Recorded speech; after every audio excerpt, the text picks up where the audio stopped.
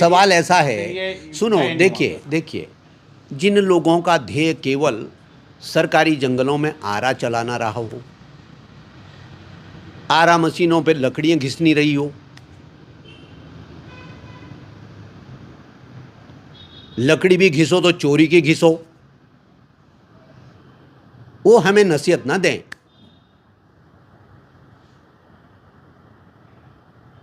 बहुत सारे लोग दो मुंहे होते हैं, क्रेशर भी चलाएंगे, क्रेशर भी चाहिए, और दोगली बात खनन पे भी बात करते हैं। क्या मैं जानता नहीं? बहुत सारे लोगों को रिलैक्सेशन भी चाहिए, ज़मीनों में फलानी फलानी चीज़ लगाने के लिए उसमें छूट भी चाहिए सरकार से, और सरकार की नीति का विरोध भी करेंगे। तो वो छोड़िए, वो रहते हैं अपनी तरीके के लोग।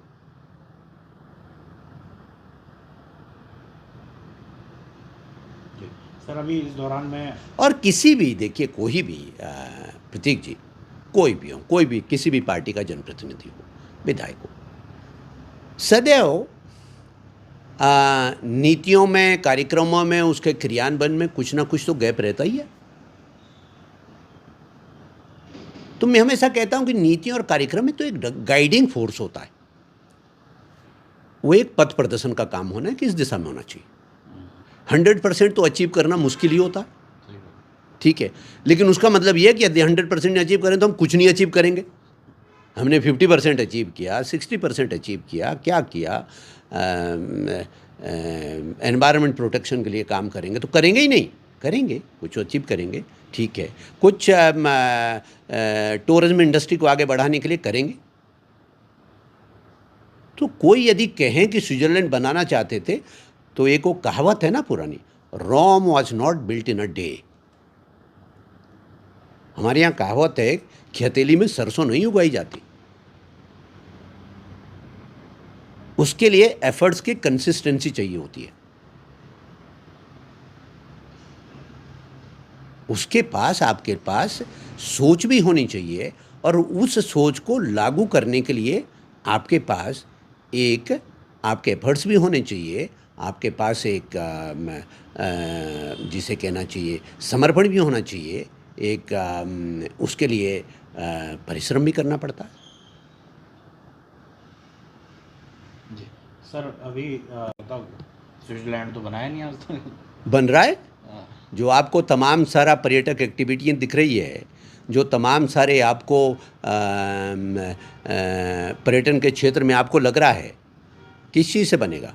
स्विट्ज़रलैंड उठा करके यहाँ लाएंगे, मतलब स्विट्ज़रलैंड बनाने के लिए इंफ्रास्ट्रक्चर डेवलपमेंट का। तो इंफ्रास्ट्रक्चर डेवलपमेंट का जो विजन, एक प्रकार से जो विजन डॉक्यूमेंट या जो बातें हमने कहनी शुरू की थी, उसी को इस सिलसिलेवार तरीके से आगे बढ़ाया, और उसका नतीजा है आज सैकड़ों में नहीं, हजारों की तादाद में चक्राता क्षेत्र में युवा अपना पर्यटन का कारोबार कर रहे हैं। मेरे ख्याल से स्विट्ज़रलैंड बनने की दिशा में यही तो, इसी को तो शुरुआत कहेंगे। तो ये तो समझने का फेर है। मोदी जी कह रहे हैं 2047 तक हम देश को विकसित राष्ट्र बनाएंगे, टॉप इकोनॉमी बनाएंगे। 11वें से हम अभी कहाँ पर पहुँचे? चौथे पे।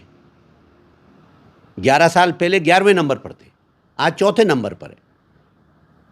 तो ना समझ से कांग्रेस के मित्र तो यही कहते हैं ना कि साहब ये खामख्याली, लेकिन पहुँच गए ना चौथे पे। 2027 के एंड तक तीसरी largest economy, biggest economy, largest economy बनाने का लक्ष्य है, उसके हम करीब है, वो भी अचीव कर रहे हैं। तो मोदी जी ने एक चिंतन किया ना, उसी पे तो काम कर रहे हैं। सही बात। तो हमने जो वहाँ के लिए चिंतन किया था, उसी पे ही उसके लिए कनेक्टिविटी बढ़ाई, उसके हिसाब से रोड्स का इंफ्रास्ट्रक्चर हमने उस तरीके से उसको कुछ किया, कुछ प्रपोज किया, उस पर काम हुआ, वो आगे बढ़े। जो बातें हम कर रहे थे वो आगे बढ़ रही है। अभी उसके लिए हनोल महाराज के लिए 120 करोड़ का, 130 करोड़ रुपए का मास्टर प्लान पे काम हो रहा है। क्या वो उस दिशा में काम नहीं है? जो वहाँ पे तीर्थ यात्रियों का फुटफॉल बढ़ रहा है, क्या उस दिशा में वो काम नहीं है? क्या उससे रोजगार नहीं मिल रहा है? पर्यटन, चाहे ट्रांसपोर्ट के क्षेत्र में हो, चाहे होम स्टे के क्षेत्र में हो, हॉस्पिटलिटी के क्षेत्र में हो, तमाम सारे तो रोज़गार तो ऐसे ही बढ़ते हैं, रोज़गार के तो ऐसे ही मॉडल होते हैं। लेकिन मुन्ना सिंह जी यदि 67 में होते तब ना कहते मुन्ना सिंह जी कि मेरे बस में था कि नहीं था। तो मैं काल्पनिक सवालों का जवाब तो नहीं दे रहा हूं ना कि मैं क्या करता तब। यदि मैं भी विरोध करने वाला होता तो फिर मेरी भी गिनती विरोध वालों में होती। नहीं, उनका ये कहना है कि भाई मैं काहे को उस कंट्रोवर्सी में पढ़ूं। मैं उस कंट्रोवर्सी में क्यों पढ़ूं? मैंने आपको तथ्यात्मक बात बताई कि जो कमेटी आई, जिन्हें इसकी रिकमेंडेशन देनी थी, उनके साथ धक्का मुक्की, चलो मैं मार पिटाई जैसे सख्त शब्द का इस्तेमाल नहीं कर रहा हूँ, उनके साथ धक्का मुक्की, उनके माइक छीन लेना, वो बोलते हैं उनको धक्के दे करके वहाँ से भगाना, सिर्फ इसलिए कि ये हमें हमारी जात बदलने आ रखे हैं। तो इस फ्यूडल माइंडसेट के साथ जो लोग काम करने वाले थे, उनके जो साथी थे, वो लोग मैं उनको संदर्भित कर रहा हूँ। ये तथ्यात्मक बात है।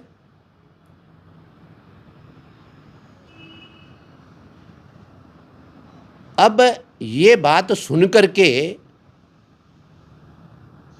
किसी के अहंकार को चोट लगती हो तो लगती रहे, तथ्य किसी के कहने पे बदल नहीं जाते।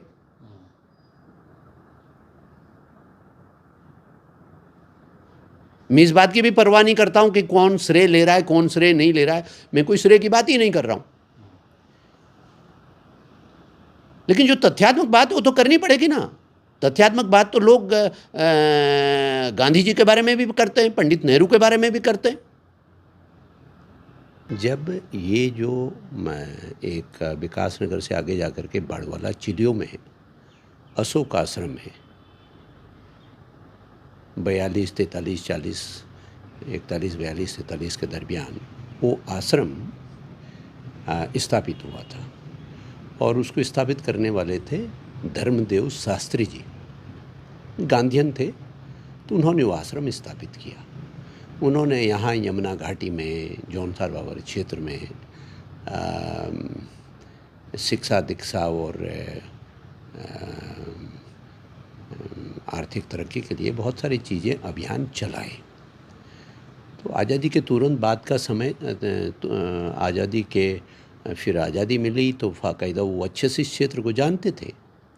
तो उन्होंने फिर इस बात के लिए अभियान चलाया कि इस क्षेत्र को, कि जो वासिंदे हैं, क्षेत्र को नहीं, इस क्षेत्र के जो मूल वासिंदे हैं, जिन्हें आप जौनसार बावर के लोग कहते हैं, जिन्हें जौनसारी कह दिया गया, उनको जनजाति का दर्जा दिया जाए।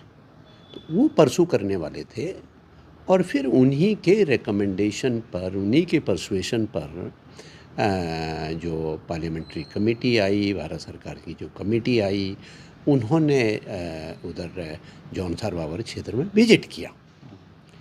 ये जो बात मैंने कही कि जो लोग विरोध कर रहे थे वो उसका श्रेय लेते हैं, इसका मैं तथ्यात्मक चीज़ें प्रस्तुत कर रहा हूँ। बाकायदा कोरवा एक गांव है, साई और चक्राता के बीच में, रोड साइड का गांव है। ये भी आप कह सकते हैं, मैं उसको एक और इम्पोर्टेंस अटैच करने के लिए एक स्मरण करा रहा हूँ। पंडित नेहरू उस गांव में खुद आए थे, ठीक है। चलिए, वो एक अलग दृष्टांत है। जब वो कमेटी आई जिसने जौनसार के लोगों को जनजाति क्षेत्र में सम्मिलित करने की रिकमेंडेशन करनी थी, तो बाकायदा, एक मैं ऑब्लिक रेफरेंस के तौर पर कह रहा हूँ कि जो वो लोग थे, तथाकथित लोग जो दावा करते हैं, उनके एसोसिएट्स ने उस कमेटी के साथ धक्का मुक्की की कोरवा के अंदर, उनके माइक छीन लिए और ये कहा कि ये हमारी जात बदलने आ रखे हैं, ये हमारी जात बदलने आ रखे हैं। और उनको वहाँ से भगा दिया। लेकिन चूंकि धर्मदेव शास्त्री जी उसको अच्छे से जानते थे कि उसके बेनिफिट्स क्या है, वो प्रिवेल किए। उन्होंने फिर से उनको परसुएट किया कमेटी के कि नहीं, ये चंद लोगों के कहने पर आप मत चलिए, ठीक है।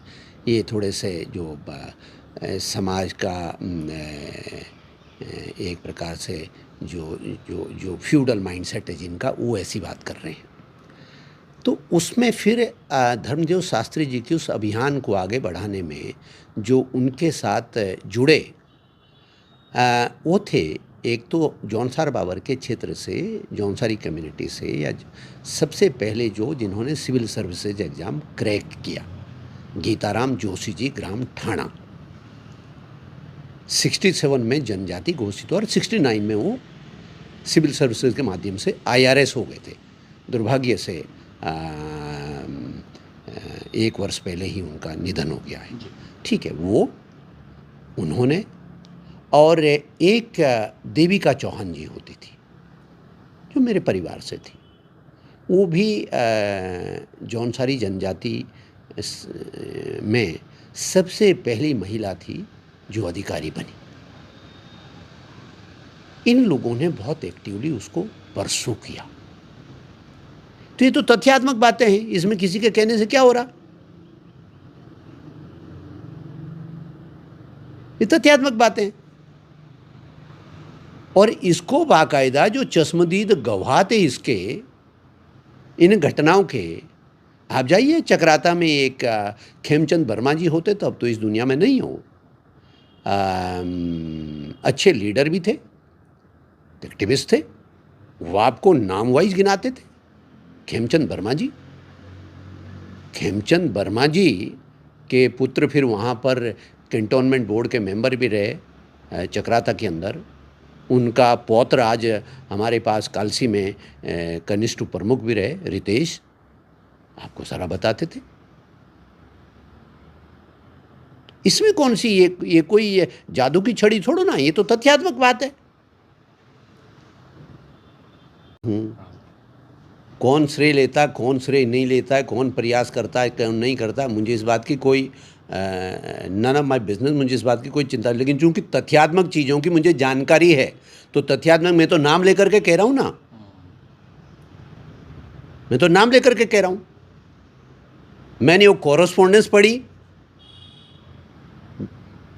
जो धर्मदेव शास्त्री जी ने, जो गीताराम जोशी जी ने, जो देविका चौहान जी ने, जिसके ऊपर कॉरेस्पॉन्डेंस की, मैं उसकी बात कर रहा हूँ। मैं आपको उसकी बात कर रहा हूँ जो कमेटी के साथ, जो कमेटी आई थी भारत सरकार की, उस कमेटी के साथ जो दुर्व्यवहार हुआ, कोरवा गांव का नाम ले रहा हूँ। मैं ऐसा हवा में तो नहीं कह रहा हूँ कि वो सड़क में कर दिया था साहब, ऐसा करा था, फिर आप मुझसे पूछेंगे कब किया था, कहाँ किया था, मैं कहूँगा ये तो नहीं मुझे पता, मैं तो नाम बता रहा हूँ।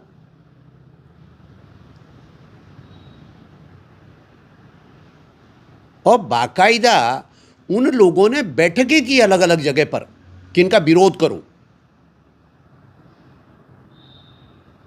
उस फ्यूडल माइंडसेट के लोगों ने बैठकें की और बाकायदा ये कहा कि इसका सब जगह विरोध करो। ये तो श्रेय लेने वालों से पूछिए, ये श्रेय लेने वालों से पूछिए।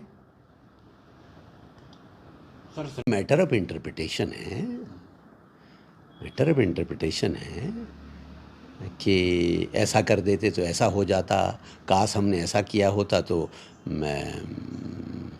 ऐसा तो नहीं है। सरकारों के कामकाज को आपको भी जानते हैं। सरकारों के जब निर्णय होते हैं तो कई बार हो सकता है विकास नगर में सरकार कोई ऐसा निर्णय भी लेती हो जो मैं नहीं चाहता हूँ, लेकिन उसके बावजूद भी सरकार का विवेक ज़्यादा बड़ा होता है। तो कई बार उसको मैंने कहा कि उसके अंदर एक इतने इन्फ्लुएंशियल आदमी थे जिनकी बहुत ऊंची पहुंच थी। धर्मदेव शास्त्री, नाम बता रहा हूँ। और वो जो आश्रम था, अशोक आश्रम चिलियो, वो अभी भी चल रहा है। जो विद्यालय उन्होंने स्थापित किया होता, वो विद्यालय आज भी चल रहा है। कोई उस विद्यालय में जाता है या नहीं जाता है, मैं उस विद्यालय में आज भी जाता हूँ। मैंने उस विद्यालय में आज भी विधायक निधि से तमाम सारा निर्माण काम कराया। आज भी गरीब बालिकाओं का शिक्षा का कार्यक्रम आज भी वहाँ चल रहा है। आज भी जौनसार के ही एक रिटायर्ड आईएफएस ऑफिसर हैं जो छत्तीसगढ़ काडर से रिटायर हुए हैं, एडिशनल पीसी से, प्रताप सिंह पंवार साहब, वो आज प्रेसिडेंट है उसके। उससे पहले नंदा सिंह नेगी जी और तमाम सारे लोग उसमें, परशुराम जोशी जी, उन लोगों ने उसमें काम किया। बाकायदा काफ़ी समय तक वहाँ के प्रेसिडेंट वो रहे, पांगती जी रहे, सुरेंद्र सिंह पांगती जी रहे। काफ़ी समय तक वहाँ के अध्यक्ष जो हैं परिपूर्णानंद पेनुली जी रहे, फ्रीडम फाइटर। तो भाई मुझे जानकारियाँ होगी ना, मैं तब तो बता रहा हूँ। मैं तो ऐसे, I am not groping into the dark. मैं कोई ऐसे अंधेरे में तीर नहीं, लाठी नहीं भांज रहा हूँ।